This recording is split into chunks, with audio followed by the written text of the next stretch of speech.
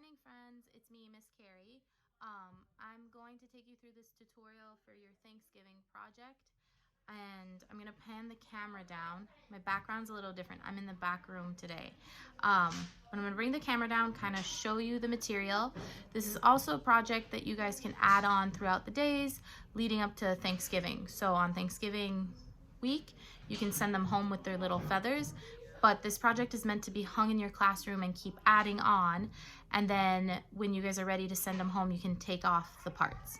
So I'm gonna bring you down, show you what I sent you, and then how you can add some different things on, okay? So I'm gonna bring the tripod down.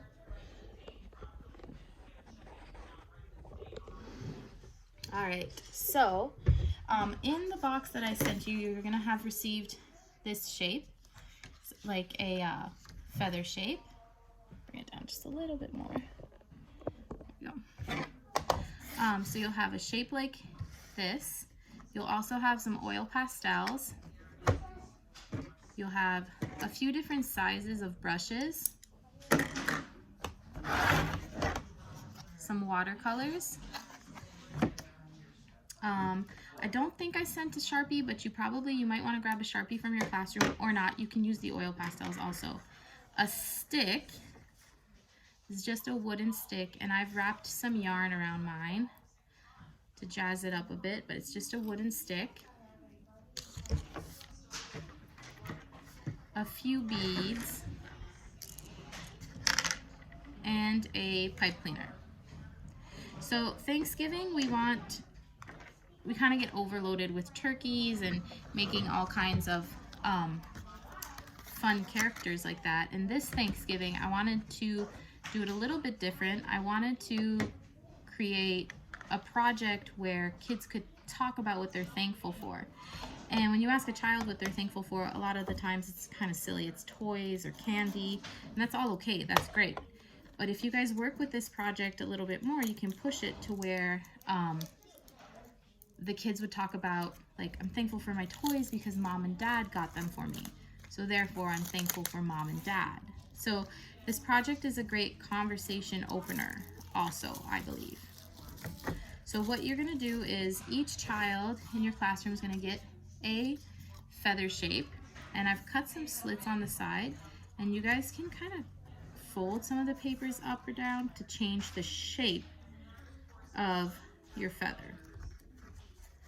So encourage your kids to see the slits, and they can kind of fold it. Now see, I have a little bit more of a design going on. And then for my feather, I'm gonna go ahead and either using my Sharpie or inside these little oil pastel kits, you'll see there's a black one right here. You can use the black one. I wanna use the black one because I feel like it's gonna stand out more. So I am going to start with writing what I'm thankful for. So I'm thinking about it, and I'm really thankful for family.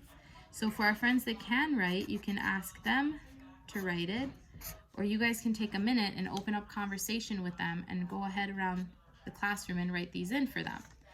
If I was writing them in for them, I would have the oil pastels kind of opened up around them, and then my friends in my classroom, they could start kind of coloring in my feather.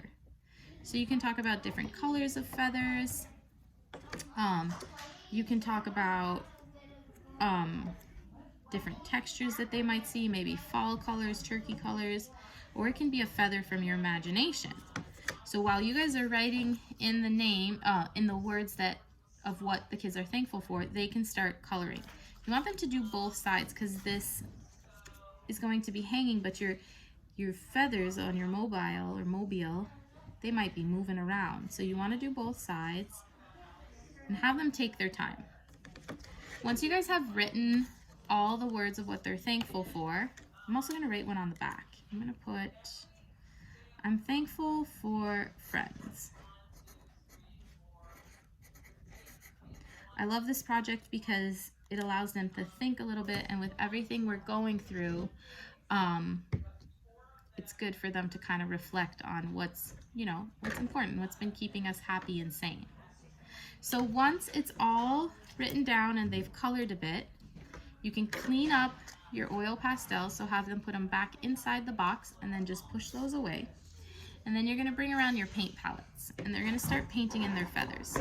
So you'll need a little cup of water from your classroom, and they're just gonna start painting in their feathers.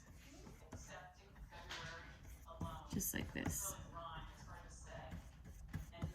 You guys probably hear a class going on in the background. And then just paint it in.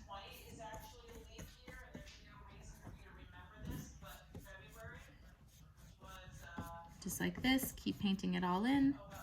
And then you're also going to paint the other side, because remember that these might move around with the wind when friends walk by them. So just like this. Then do the other side. I'm gonna kind of use my green paint.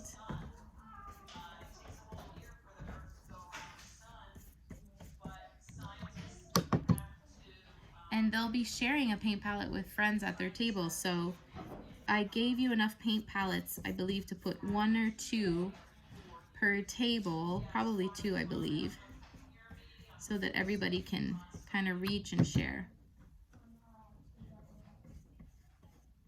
And you can blend your colors in, just rinse your brush off in between. And then this is what your feather will look like, right? It's a little bit wet, but we're gonna set that aside to dry. I'm gonna clean up my area, and then we're gonna start working on our pipe cleaner. So I'm just gonna wipe this up. Sorry if the camera's shaking. So each friend will get a pipe cleaner, and then we're gonna start beading it just to jazz it up. So I have these beads.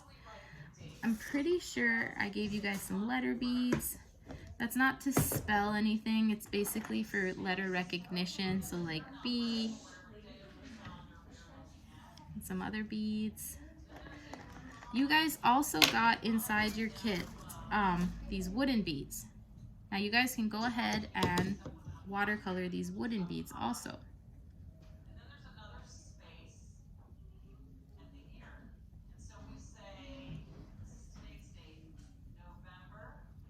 And then set that aside. And then I just have my water just in front of me, my paint palette's in the middle of the table, and then I'm just gonna keep beading. So this is the bead I just painted. Maybe I don't want to watercolor the bead, I can put it on just like that. But now looking at it, you know what, I am gonna watercolor it. I'm gonna reach for my brush again and just add a little bit of color to this bead. So you guys can keep going all the way to the top, or just a few beads, but it's gonna look something like this. We jazzed it up a bit, right? You can also, I think, add some oil pastel to these beads. Oh yeah, look at that. It's kind of cool. See? So you can really decorate these beads any way you want. Take your time with this. It's almost like a 2-part. So now I have my feather, and you guys might want to let these dry more. I'm just going to show you really quickly. So then when I hang my feather on, it'll give me something that looks like this. Do you see? I can bring my beads closer to it. I can space my beads out. And then with this, I can wrap it around my stick. Just one wrap, and then I twist, and then it's gonna hang like this. So I'm gonna bring the camera up again. So you guys can hang them throughout your classroom, just on the wall on these sticks. You don't have to decorate your stick if you don't want to. I think it looks beautiful, just the wood. But imagine this filled with like 17 of these, and then you can talk about it throughout the week. You could say, oh, Bennett's thankful for friends, Carrie's thankful for family, so you can keep doing that. But then you also have some time, you can keep adding to it. I found these little doilies in the back, and I can add that onto it. This is a pretty clean craft. You would just ask them to twist this on a pipe cleaner. You can add some beads if you have beads in your classroom. And then you can add this. Let's put this on. So it's a collaborative mobile, right? So let's say you don't have these doilies and you really want to add more to your classroom. You will still have these oil pastels for the week. You guys can take a black sheet of paper just to add different tones and contrast to your mobile. You can have the kids cut out a shape. For my younger friends, if they end up cutting out almost a rectangle, that's fine. For my older friends, they can try and cut out a feather shape.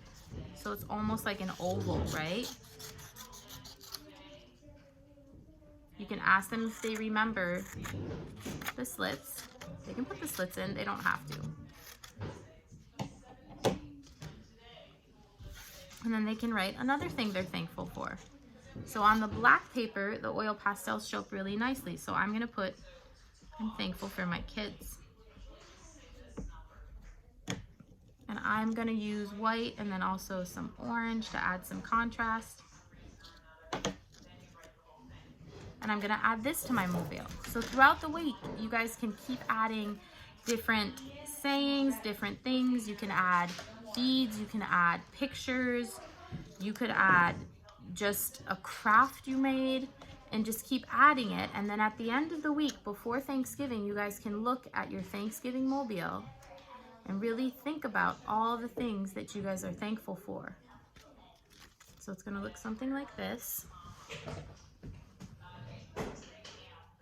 See?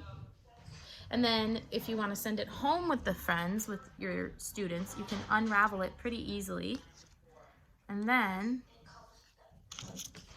they can go home with their little craft.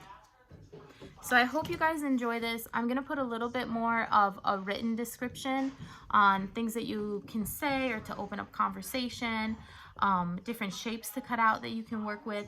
But I think this will be a really pretty craft to hang in your classroom and to give you guys a sense of appreciation for what we have right now and your students.